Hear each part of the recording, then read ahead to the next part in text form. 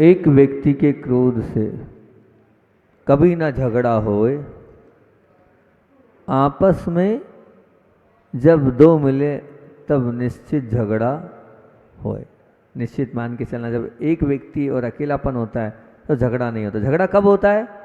जब दो मिलते हैं। और अपनी इस क्रोध की प्रवचन श्रृंखला में कल का सार में दे देता हूँ। हमने कल आपसे श्रावक की बात करी थी, श्रोता की बात करी थी। श्रोता कैसे होने चाहिए? गाय और हंस के समान, और मिट्टी के समान। और किसके समान होने चाहिए? और किसके समान होने चाहिए? तोता के समान। इस प्रकार से तीन मैंने आपको बताए थे, उत्तम, मध्यम और जघन्य की अपेक्षा से। और कल मैंने आपसे बेर छोड़ने की बात कही थी। आज थोड़ा और बेर पे बोलूँगा ताकि आपका पूरा बेर निकल जाए। क्रोध करना ही नहीं, इस विकल्प पर सीधे अमल ना करने के बजाय क्रोध रखना ही नहीं, उस विकल्प पर आप अपनी पसंदगी की मोहर लगा देंगे तो बहुत अच्छी बात है। और वो क्या बोला था? क्रोध जब संग्रहित होता है तब हाहाकार का सृजन करता है। और इसीलिए हमने कहा था कि जीवन में किसी को आघात नहीं देना, और किसी ने आघात दे दिया है तो उसका मन में संग्रह नहीं करना। और यही बात बोली थी। क्या बोला था? कि पुराना हिसाब नए बेर को जन्म देता है। इसलिए तुम बेर से बचना चाहते हो तो पुराना हिसाब चुकता करने का मन छोड़कर पुराना हिसाब भूलने की बात प्रारंभ कर दो। क्योंकि नहीं करेंगे तो जो स्मृति हमारे चित्त में क्या करेगी? हमेशा सतत व्याकुल बनाएगी, वो सबके प्रति दुर्भाव बढ़ाएगी, वो हमारी प्रसन्नता की कब्र खोदेगी। और स्मृति हमारे लिए कल्याण रूप नहीं अभिशाप रूप होगी। इसलिए पुराना हिसाब चुकता छोड़ दो। और मैंने आपसे कहा था जीवन में दुश्मन हट जाए वो शांति है, लेकिन हृदय से दुश्मनी हट जाए वो क्रांति है। और वो क्रीम कोटेशन क्या बोला था मैंने? दुश्मन की अनुपस्थिति वह तो शांति है, और दुश्मनी की अनुपस्थिति वह है क्रांति। और मैंने एक और अंतिम क्रीम कोटेशन बोला था, आने वाला क्रोध शायद अशांति का सृजन करता है, मगर रहने वाला क्रोध वो बेर का कारण बनता है। हमें बेर को छोड़ना है। एक प्रश्न उठता है कि संसारी जीवन में ऐसा जहाँ क्रोध से बचने की बात आप कर रहे हो, पर क्रोध से बचा ही नहीं जा सकता है। क्यों? बोले इसलिए क्रोध से नहीं बचा जा सकता है, कारण ये कि व्यापार कर रहे हैं हम लोग, और व्यापार में जिन्होंने हमारी संपत्ति का नुकसान पहुंचा दिया है, समाज के बीच में हम रह रहे हैं और हमारी इज्जत को उन्होंने सबके बीच में बेआबरू कर दिया है। सुविधाओं में से बहुत सारी सुविधाएं हमारे जीवन में थी, लेकिन सब सुविधाओं को उन्होंने छोड़ दिया है और हमें असुविधाओं में ढकेल दिया है। और जिन्होंने हमें जीवन के हर क्षण, हर पल, हर मोड़ पर सिर्फ परेशान ही किया है, क्या ऐसे व्यक्तियों के अपराधों को याद नहीं करें हम? क्या हम भूल जाएं? विचारनीय बात है कि जिसने आपके व्यापारी संपर्क थे और वो व्यापारिक संपर्क समाप्त करवा दी, संपत्ति में नुकसान पहुंचा दिया, आपकी सच में बहुत एक साख थी, एक इज्जत थी, उस इज्जत पर क्या कर दिया? डाका डाल दिया। बहुत सारी सुविधाएं थी, उन सब सुविधाओं को भी उन्होंने छुड़ा लिया। बिल्कुल, हमेशा आपको जिसने परेशान किया है, क्या उनके उन सब पर भी हम क्षमा कर दें? बड़ा अच्छा प्रश्न है। और इस प्रश्न का उत्तर क्या हो सकता है? आप कहेंगे कि ऐसे अपराधों को याद नहीं करें तो भुला दें। नहीं, निरंतर अन्याय के शिकार क्या बनते ही रहें? हमेशा अन्याय हम पर होता रहे और हम चुपचाप बैठे रहें? हम हमेशा परेशानियों में फंसते रहें? और कोई नहीं क्या हमारे जीवन में बस हमेशा परेशानी में फंसते रहे हम? कोई भी संसारी प्राणी ऐसी परिस्थिति में को स्वीकारने के लिए क्या तैयार हो जाएगा? आप सब कह सकते हैं कि बार बार अन्याय का शिकार न बनना, तो सामने वाले व्यक्ति के लिए अपराध को कभी भूलना ही नहीं चाहिए। सामने वाले के अपराध को भूलो ही नहीं, सबसे अच्छा ये। क्यों? वे बार बार, एक बार गलती हो ठीक है, लेकिन वो तो क्या कर रहा है? हमारे साथ बार बार वही कार्य कर रहा है, तो नहीं भूलना चाहिए। लेकिन अगर आप मुझसे पूछोगे तो मैं कहता हूं नहीं, व्यक्ति के अपराध को भूल जाना, व्यक्ति के अपराध को भूल जाना, परंतु अपराध की वजह से मिले सबक को मत भूलना। अपराध तो भूल जाना, पर अपराध के बाद जो सबक मिली वो मत भूलना। कैसे? जैसे मान लीजिए उदाहरण के लिए आपने किसी व्यक्ति को 5 लाख रुपए उधार दिया, बहुत अटूट विश्वास था आपका और आपने 5 लाख रुपए दे दिए। अब वो रकम जो थी वो सामने वाला क्या कर गया? डकार गया, हजम कर गया। अब हजम कर गया, डकार गया, अब क्या? अब कुछ भी कर लो वो देने को तैयार नहीं। अब वो देने को तैयार नहीं, इस घटना से क्या है, अब हमें सबक ये लेना चाहिए कि भैया पहली बात तो इतनी रिस्क उठाना नहीं था। अब रिस्क उठाई है तो अब उसके मन में बार बार वो नहीं दे रहा है, वो नहीं दे रहा है, वो खा गया है, वो खा गया है, काय को गठान बांध रहे हो? मत बांधो गठान, मत करो क्लेश, मत अपने जीवन को आदरो ध्यान में डालो। 5 लाख जैसी छोटी सी रकम में आपने अपने जीवन को आंधरोध परिणाम वाला बना लिया है। आप इतने संक्लेशित हैं, इतने आकुलित व्याकुलित हैं कि उस आकुलता में, उस व्याकुलता में आप सामने वाले को इतना अपने मन से, अपने अंतरंग से इतनी सारी बद्दुआओं को प्रेषित करते हो। सोचो हमारा काम दुआ देना है कि बद्दुआ देना? लेकिन उस 5 लाख के चक्कर में करोड़ों की संपदा आपके पास है, अरबों का सेटअप आपके पास है, आप उसको भूल गए। पर मेरा 5 लाख रुपया चला गया, उस 5 लाख रुपए के चक्कर में आपने अपने पूरे जीवन के अच्छे पलों को समाप्त कर दिया। अपने उन अच्छे अच्छे अंतरंग के परिणामों को आंध रोध में लगा दिया। नहीं, बिल्कुल नहीं। आपको ये नहीं सोचना चाहिए कि वो चला गया। क्योंकि अब जिसने 5 लाख रुपए लिए वो जिंदगी भर के लिए आपने उसके प्रति गठान बांध ली। वो आपका बैरी हो गया, वो आपका शत्रु हो गया, वो आपका द्वेषी हो गया। और जिसके पास बैर है, जिसके पास शत्रु है, जिसके पास देश है, भला वो क्या सम्यक दृष्टि बन सकता है? 3 काल में वो सम्यक दृष्टि बन। 5 लाख रुपए में आपका सम्यक दर्शन समाप्त हो गया। छोटी सी उस रकम में, 5 लाख की रकम में सब कुछ। महाराज 5 लाख बहुत होते हैं। अरे सम्यक दर्शन से ज़्यादा 5 लाख की कीमत है क्या? है? करोड़ों का दान दे रहे हो आप, वही व्यक्ति 11 लाख, 21 लाख, 51 लाख का दान दे रहा है और उसके 5 लाख रुपए के चक्कर में और सब कुछ बर्बाद कर लिया, अपने आप को समाप्त कर लिया। नहीं, बिल्कुल नहीं। खा गया, सामने वाला खा गया। क्या सोचे हम? आप ये सोचे मेरा पुराना कर्जा था, मैंने चुका दिया। मेरा पुराना कर्जा था, मैंने चुका दिया, कोई बात नहीं। और सबसे बड़ी बात तो ये, 5 लाख देके कर्जदार बना दिया मैंने। इस 5 का आने वाले समय 50 लाख देगा वो। निश्चित मान के चलना, जो 5 लाख तुमने दिए हैं ब्याज सहित तुम्हें मिलेंगे, बहुत मिलेंगे। अगर तुम्हारे खुद की खून पसीने की कमाई का गया है तो मिलेगा। आद्रोत परिणाम करके विकल्प नहीं करो। अगर किसी को दिया है, नहीं दे रहा है, भूल जाओ, छोड़ दो। आज से निर्विकल्प हो जाओ कि मेरे पुण्य में होगा, मेरी किस्मत में मिलेगा, होगा तो मिल जाएगा, और नहीं तो जाए तो जाए। पर मुझे किसी प्रकार से भी उस विषय को लेकर मन में अपने काय से, मन से, वचन से कोई क्लेश नहीं करना। अंदर से अपने परिणामों को बिल्कुल नहीं खराब करना। आप क्या कर रहे हो समझो तो सही। इतनी कीमती, इतनी बहुमूल्य ये मनुष्य पर्याय मिली है और उसको 5 लाख रुपए में उस मनुष्य पर्याय को आपने समाप्त कर दिया। करते हैं नहीं? बोलो हम लोग, ये प्रैक्टिकली है कि नहीं? और जब जब वो व्यक्ति दिखता है तब हमारे मनों में क्या विचार आया, क्या आता है बताओ? आता है कि अरे इसने मेरे पैसे ले लिए। आप ले तो लिए, गए पैसे के, कैसे गए, और साथ में आपके परिणाम खराब हो रहे। नहीं, मेरी किस्मत में होगी तो निश्चित रूप से वो राशि आ जाएगी। अगर मेरा है तो आएगा और मेरा नहीं है तो नहीं आएगा। निश्चित मान के चलना, अगर गया है तो ये भी तो हो सकता है कि पूर्व भाव में आपने कहीं लिया हो, पूर्व भाव में कहीं आपने लिया था, दिया नहीं, इसलिए आप तो ये मानो कि पुराना कर्जा उतार दिया, मैंने पुराने समय में इससे लिया था, तब कहीं इसने ये दे नहीं रहा है। खुली बात ये है, अगर पुराना नहीं दिया है तो और अच्छा है, आगे उसका 10 गुना मिलेगा, ये विचार करो। लेकिन आंद्रोध परिणाम करने से कोई मतलब, तो क्या करें महाराज? क्षमा कर दें, माफ कर दें, हैं? कुछ नहीं करें, नहीं, कर्तव्य करो। कर्तव्य करने के लिए मना नहीं है, लेकिन परिणाम को खराब मत करो।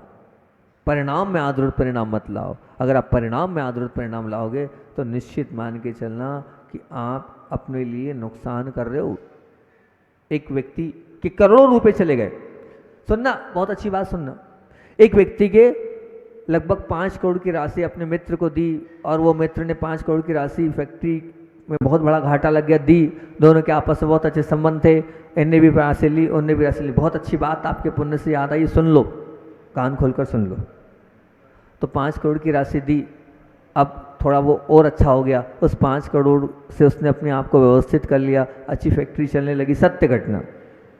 फिर उसके बाद थोड़े समय हुआ, भाई वो 5 वापस देते, अभी नहीं, थोड़े से और डेवलप, थोड़ा और सेटअप बनूँ, 6 महीने, साल भर, 2 साल बिना ब्याज का पैसा है। फिर पूछा, भैया दे दे, अभी और थोड़ा सेट हो जाओ, ठीक है, 3-4 साल हो गए, अब तो दे दे भैया, एक फैक्ट्री खरीदी, 2 गाड़ी हो गई, सब कुछ, तो मकान बढ़िया हो गया तेरा।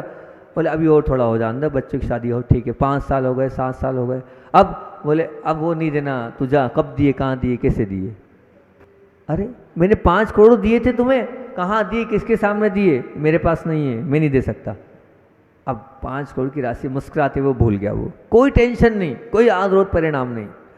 तो अब क्यों भैया, उसको आदरोत परिणाम क्यों नहीं? उससे पूछा, भाई क्या बात है, 5 करोड़ छोटी मोटी राशि थोड़ी है यार, हम तो 5,000 में ऊपर नीचे हो जाते हैं, और तुम 5 करोड़ में भी बिल्कुल मन खराब नहीं कर रहे हो। बड़ी अच्छी बात बोली उसने। उसने बोला, क्या बोला उसने, क्या बोला सुनना, बहुत अच्छी बात बोली। बोले मुझे इसलिए विकल्प नहीं है क्योंकि मुझे मेरे पुराने दिन याद आते हैं। बोले क्या याद आते हैं?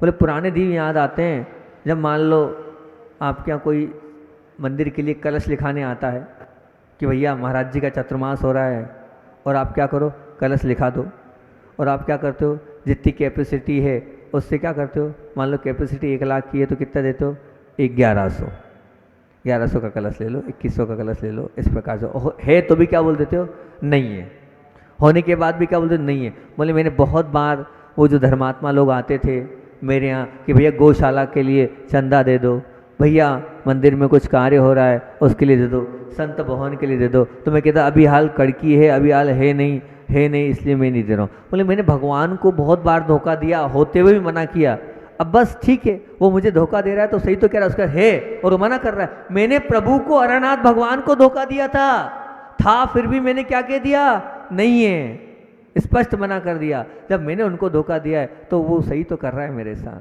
वो भी तो यही कह रहा है और नहीं कह रहा है, बात बराबर है, टिट फॉर ट्रेड। मैंने भगवान को धोखा दिया इसलिए वो मुझे धोखा दे रहा है। क्या बात है, गजब की बात है कि था। और जब हमारे पास संजू जी जैसे लोग या और भी जो लोग लेने आते हैं पहुँचे और आपने मना कर दिया, तो आप मान के चलना आपने धोखा दिया। इसलिए वो नहीं दे रहा है तो निश्चित मानना आपने भी बहुत बार नहीं बोला होगा होते हुए भी, इसलिए वो नहीं मिल रहा है आपको पैसे। आद्रोत परिणाम करने से कुछ नहीं होने वाला भैया।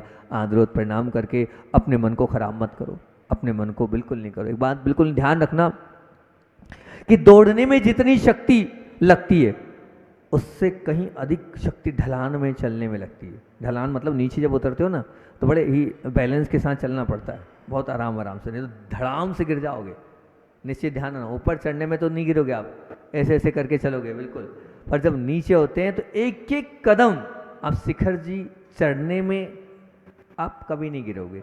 शिखर जी के आप एक्सीडेंट देख लेना, शिखर जी के उतरने में व्यक्ति गिरे हैं, चढ़ने में कोई नहीं गिरा है, उतरने में गिरे हैं। बस इसी प्रकार ध्यान रखना कि अगर मान लीजिए रकम आ गई है तो उसको जो लौटाना है ना, वो लौटाना जो है बहुत बहादुरी की बात है।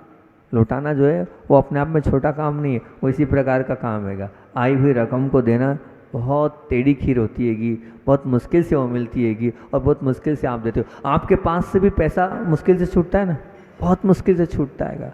उतनी बहादुरी चाहिए कि हाँ हमें देना है। जो बहुत अपने आप को ईमानदार रखते हैं वही अपनी राशि को दे पाते हैं। निश्चित मान के चलना, जैसे किसी के साथ प्रेम भरे शब्द या बातचीत करने के लिए हृदय में जितने विशाल बनाना पड़ता है उससे अधिक कई गुना विशाल उस व्यक्ति के द्वारा किए गए कठोर व्यवहार से और कठोर शब्दों से के सामने हमें अपने आप को प्रसन्नता के साथ जोड़ने के लिए बनाना होगा। तो दीवार है ना वो टूट जाएगी, एक ठोकर लगेगी, जेसीबी क्या बोलते हैं आप उसको, एक वो मुंडा मारेगी और दीवार गई।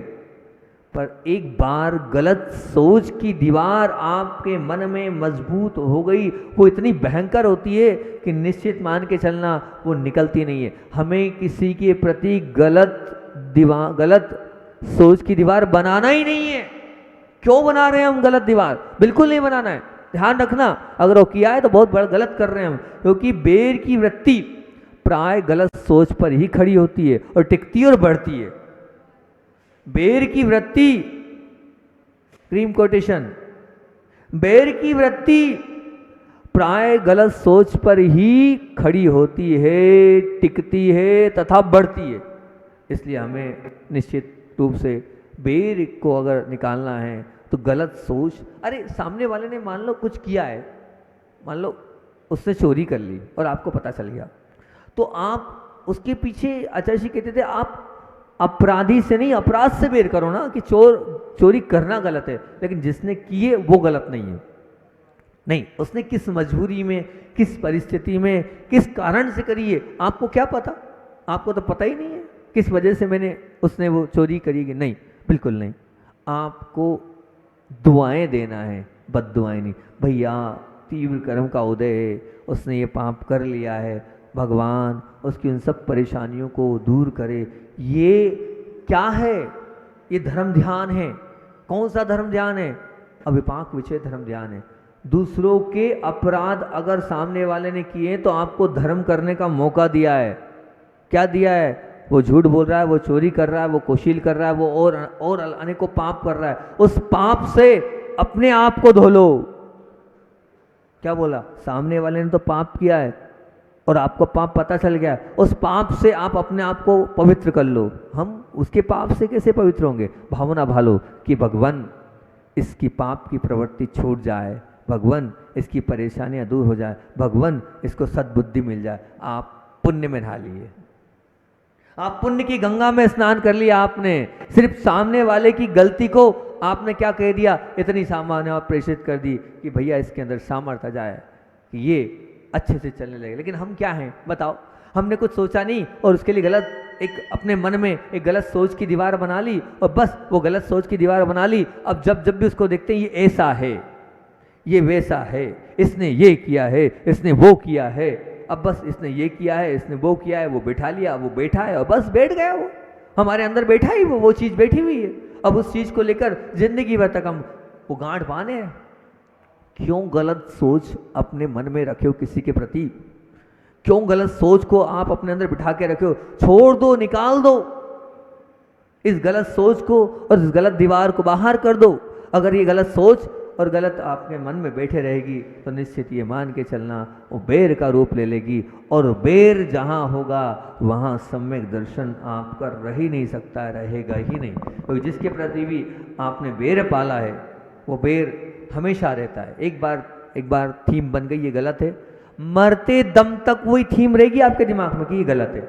और फिर आप 100 लोगों से बोलते हो कि भैया वो चोर है, वो ऐसा झूठ बोलता है, वो जो है कैसा है, जो वासना वाला व्यक्ति है वो ठीक नहीं है, उसका शारीर ठीक नहीं है। आप बार बार बोलते हो नहीं नहीं नहीं नहीं, आपको ये काम करना ही नहीं है, ये मेरा कोर्स नहीं, आउट ऑफ कोर्स।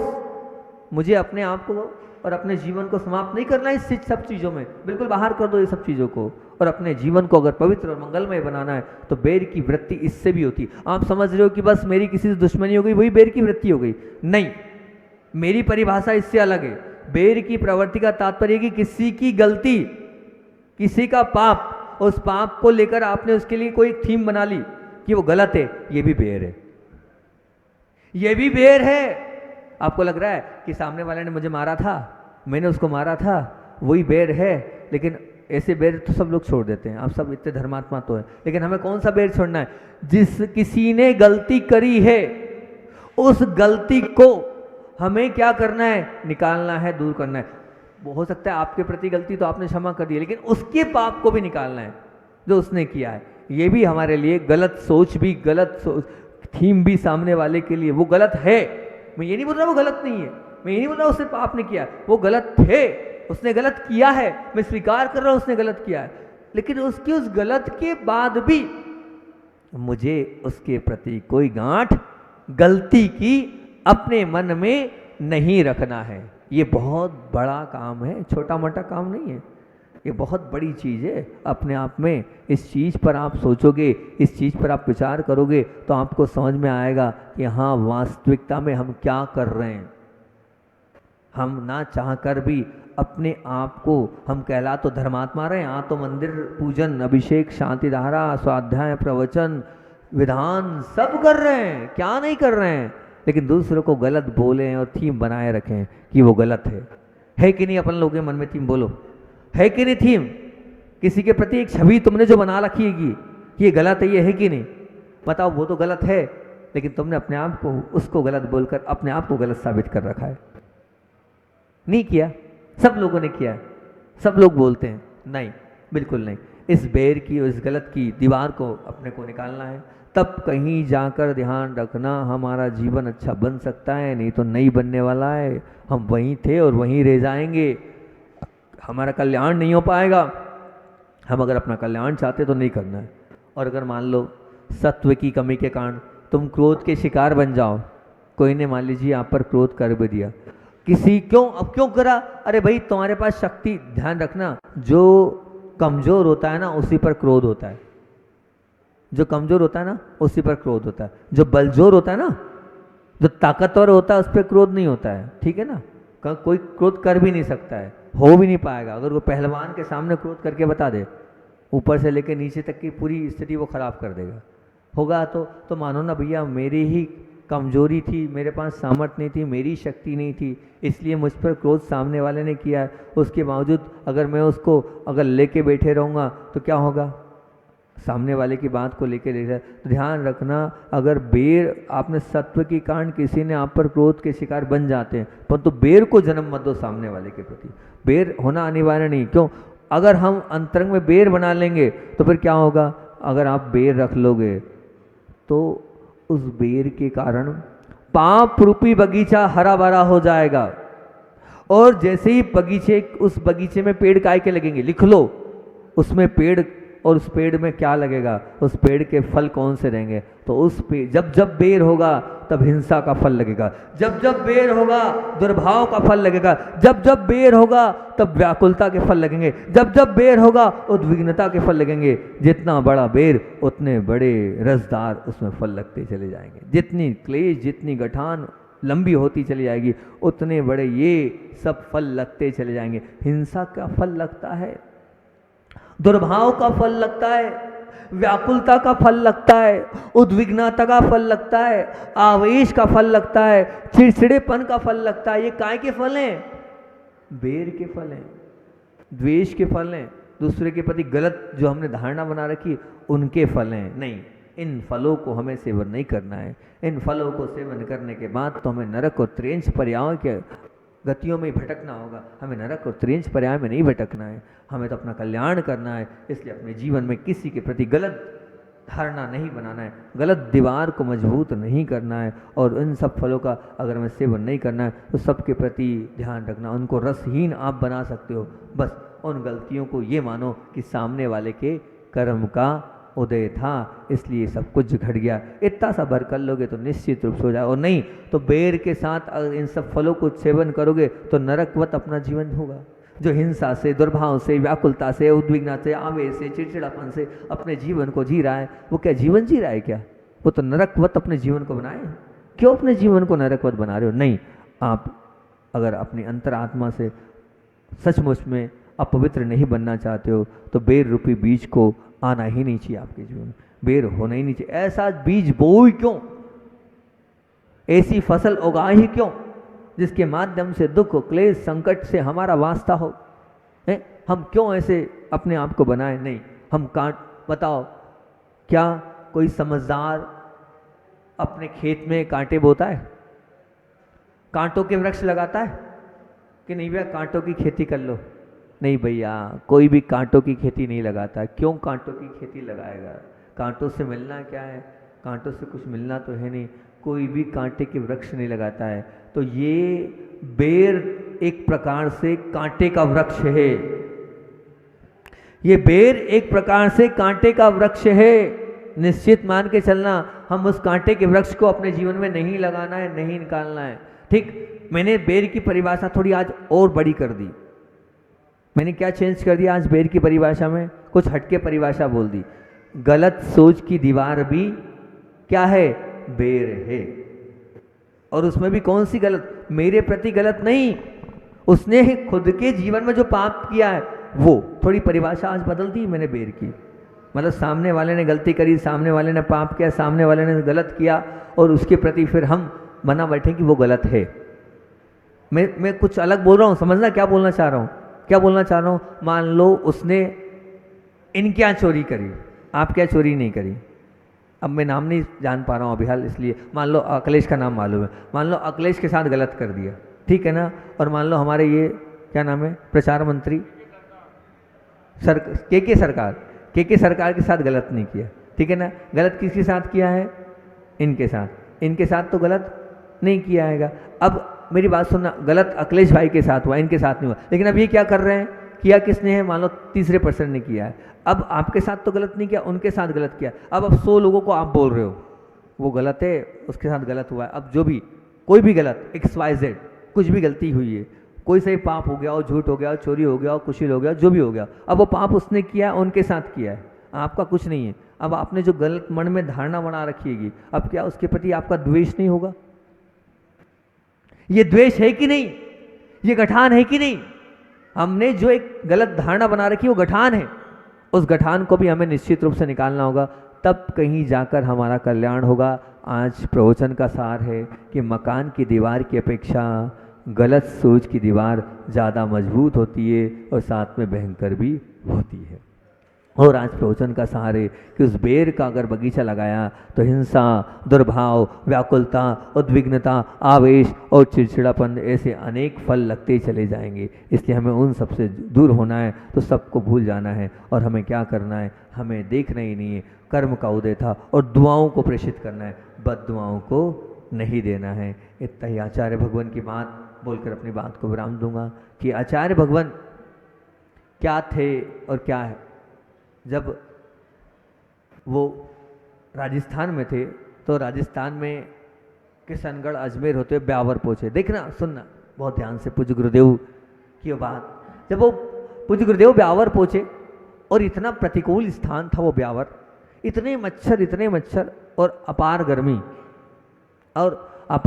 और अपार मच्छरों के बीच में किशनगढ़ के एक श्रावक को पता चला कि आचार्य महाराज ब्यावर में चातुर्मास करने का मन बना रहे हैं। और पूज्य गुरुदेव किसी को बताते नहीं थे कि मैं यहाँ चातुर्मास करूँगा। आप श्रीफल चढ़ाओ तो ठीक और नहीं चढ़ाओ तो ठीक। हमारे गुरुदेव किसी के कहने से चातुर्मास नहीं करते थे। जहाँ उनको करना है, साधु तो वही होता है जिसकी कोई तिथि नहीं होती है। अब वो श्रावक, थोड़ा कुछ लोग होते हैं ना, जुड़े हुए होते हैं, मुँह लगे होते हैं, तो आ जाते हैं बोलने, और बोलने की ताकत भी रखते हैं, ठीक है ना। अभी थोड़े बहुत दिन में आप भी मुंह लग जाओगे तो कुछ भी बोलने लग जाओगे हमसे।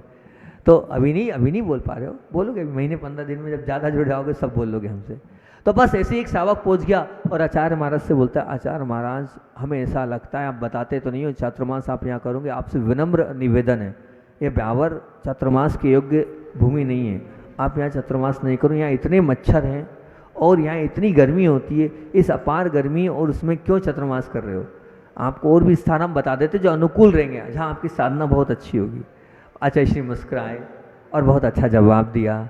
आचार्य श्री ने कहा कि जिस धरती पर आचार्य शांति सागर जी महाराज ने चातुर्मास किया है, वो तो प्रत्येक स्थान निषिद्धिका बन चुका है, वो तो तपस्थली बन गई है, जहाँ इतने बड़े गुरुदेव के चरण पड़े और तुम कह रहे हो कि यहाँ चातुर्मास नहीं करूँ। अरे जब उनने चातुर्मास किया तो मुझे चातुर्मास करने में क्या बाधा है? और फिर दूसरी बात तो ये, मैं साधु क्या मच्छरों से डरने के लिए बनाऊं? क्या मैं साधु गर्मी से डरने के लिए बनाऊं? अरे नहीं, मैंने तो साधु बनाऊं तो इन मच्छरों और इन गर्मियों को तो मुझे और अच्छे से क्या करना है, फेस करना है। ये तो मुझे मौका मिल रहा है तब करने का और उपसर्ग देने का। अब तो मेरा भाव होगा तब भी कहीं नहीं जाऊंगा, अब तो मैं चातुर्मास यहीं करूंगा। ये हैं, अगर आपने बता दिया ऐसा है तो गुरु जी कहते और अच्छा है, प्रतिकूल में हमारी चर्या और अच्छी बनेगी और हम उत्कृष्ट बनेंगे और मंजेंगे और पक्के होंगे और अच्छे होंगे और निर्मल बनेंगे और पवित्र बनेंगे। ऐसी पूज्य गुरुदेव की भावना रहती थी। बोलिए आचार्य विद्यासागर जी महामुनि राज की।